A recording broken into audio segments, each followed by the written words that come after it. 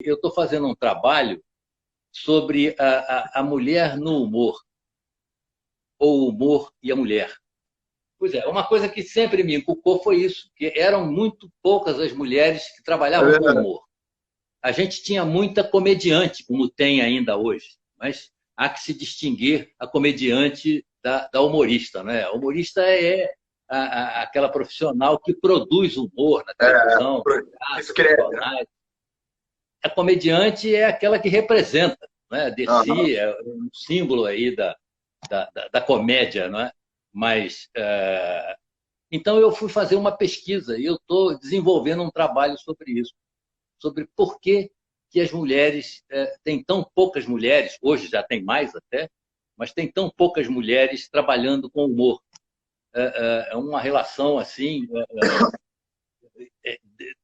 Há um instituto americano que fez uma pesquisa dizendo que apenas 10% dos humoristas que existem aí pelo planeta são representados pelas mulheres, porque o resto Aham. é de homem. E aí tem um dado curioso, é que uma das razões que explica o fato de não ter muita mulher fazendo humor produzindo humor, é o fato de que os homens não gostam muito de mulheres engraçadas. E mulheres engraçadas não são muito desejadas. Essa é uma explicação simplória. É. Então, os homens gostam que as mulheres riam das suas piadas, mas não gostam de É, mulheres engraçadas. Esse é um isso, item. O outro isso me item, lembra o Harry Enfield, que é um comediante inglês que tem aquele. Ele tem uma série de sketches, né? Que eu não sei se você conhece o Harry Enfield, não é tão popular aqui no Brasil, pelo menos. E que é Woman, Know Your Place, né? Que é sobre tipo, mulheres que tentam ser engraçadas, aí o homem fica com a cara de chateado, assim, poxa, eu não acredito que ou tenta falar uma coisa inteligente, aí fala, Woman, know your place, e é sacaneando justo essa coisa.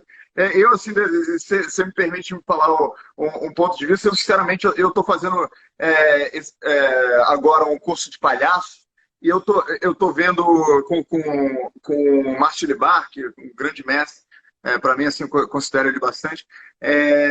Queria até homenageá-lo agora, a qualquer momento que eu puder homenageá-lo. E ele me ensinou uma coisa de mim mesmo, algo que a gente meio que sempre sabe disso intuitivamente, que a gente, para poder fazer um humor especialmente de stand-up, né? Não necessariamente de escrever, mas também de escrever, né? Eu imagino, e você me fala isso porque você é um escritor de inúmeras obras, né, de humor, que você precisa ter uma certa, não se levar tão a sério, né? E não levar as coisas tão a sério para poder ter essa saída do humor. Eu acho que a sociedade espera da mulher uma tem muita pressão para se levar a sério, para estar bonita, para estar alinhada, para estar. Então tem uma certa coisa que ela não se permite, porque como é que você vai poke fun, né? Como é que você vai como é que fala em português? Zoar, zombar de si próprio se você tem tanta pressão para estar alinhado, esse tipo de coisa. Isso é o que eu estou jogando aí como teoria, uma das razões que não tem tanta mulher humorista. não, Não você tem tem toda a medo, né? razão. Você tem toda a razão. As mulheres elas sofrem um tipo e sofriam mais no passado. É evidente que hoje, a partir dos anos 60 do século passado, quer dizer, quando as mulheres começaram a se emancipar e a ganhar a vida por conta própria, enfim, a poder ser inteligente como os homens, porque as mulheres foram oprimidas ao longo de toda a história da civilização. Elas começaram a ser oprimidas quando o homem passou da caça para o pastoreio, porque no início, os nossos antepassados, os mais longínquos, mais distantes, achavam que a reprodução era um plano divino, Não era porque ligado ao sexo. só a mulher sangrava. O Deuteronômio, inclusive, fala isso, não é? Sangue é a vida. Só a mulher sangrava. Então, eles não relacionavam a relação sexual com o nascimento da criança, que vinha 9 meses depois. Então, achavam que isso era fruto apenas de um trabalho divino ou de outro tipo de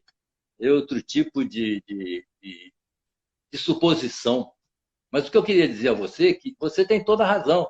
A mulher sofre uma pressão muito grande, eu sofri uma pressão muito grande, aquelas expressões de uma senhora de respeito, uma mulher de boa família, tudo isso continha o comportamento da mulher. Mas mais importante que isso é um negócio chamado androcentrismo. Androcentrismo, a gente sabe, andro significa homem, quer dizer, há um pressuposto de que o homem é o personagem principal da história da humanidade. E a gente percebe isso, às vezes, em várias circunstâncias. As mulheres, às vezes, sofrem discriminações. Você vê, por exemplo, você vê, por exemplo, os animais, tratamento pejorativo que a língua portuguesa dá às mulheres. Os animais, os homens, os animais machos são o cão, o touro, o galo, os femininos são a cadela, a vaca, a galinha, que são pejorativos, entendeu? Quer dizer, havia uma discriminação linguística. Não em todas as línguas, né? Também depende da língua. Porque eu estudo bastante, vamos dizer, línguas antigas, e as línguas antigas são um pouco mais, vamos dizer,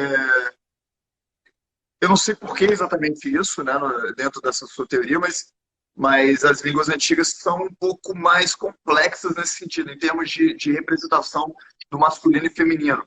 Né? Você vê muito mais significado mais profundo, menos assim, como você falou, coisas pejorativas, e tem coisas mais a ver com a filosofia, né? Você pegar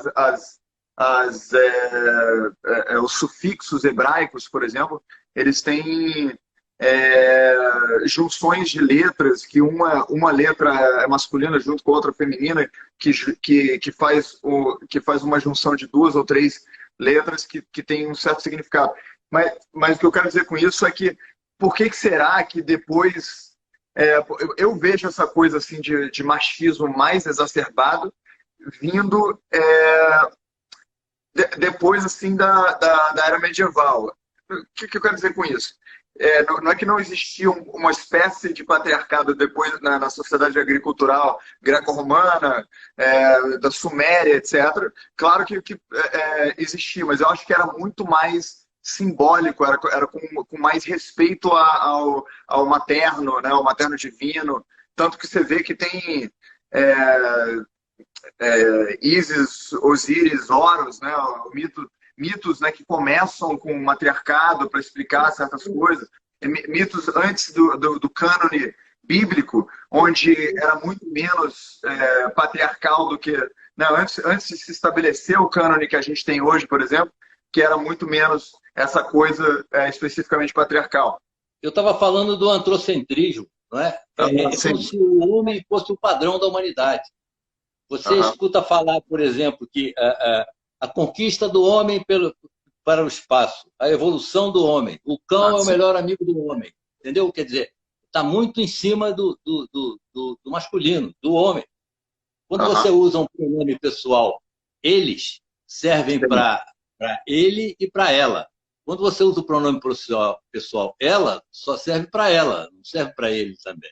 Uma outra razão que colocam a respeito dessa dificuldade da mulher para fazer humor é porque dizem que a mulher é muito mais emocional do que o homem. E que o humor não se faz com a emoção, o humor se faz com a razão. O humor é uma atividade intelectual. E a mulher não pôde desenvolver a sua inteligência até pouco tempo atrás, hoje já não se discute mais isso, mas não pôde desenvolver porque a mulher era taxada, quer dizer, a razão, a lógica, a análise eram predicados do homem. A mulher era sentimento, era emoção, era intuição. De uns tempos para cá é que ela está podendo exercer a sua inteligência e, através disso, como o humor é feito com a razão, está conseguindo aparecer nesse cenário de mulheres humoristas.